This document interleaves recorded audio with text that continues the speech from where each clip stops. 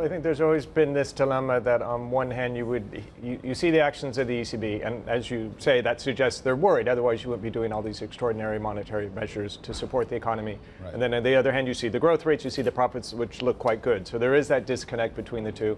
I think it also has an impact on business sentiment and consumer sentiment. The same idea, if Draghi's doing all these things, something must be wrong, and so I'm less inclined to invest or less inclined to spend. So it is a balance that he has to try to strike. And I think the contrast is with the US, where it's much more optimistic, and so businesses are starting to invest more than in Europe.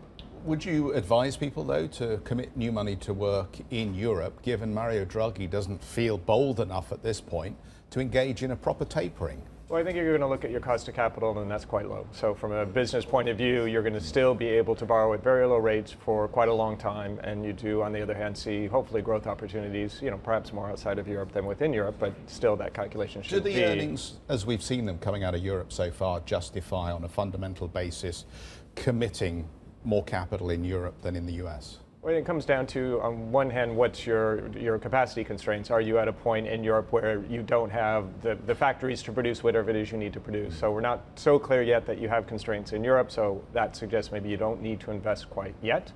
On the other hand, I think if you look from sentiment measures, if you ask business people, do they feel constrained, either say by the labor market, they do reply that they do feel constrained. So I think from an economic measure, there looks like there's more spare capacity in Europe than maybe businesses feel. So that does suggest perhaps they should be investing and will invest. And I think that's going to be the next leg for the Eurozone.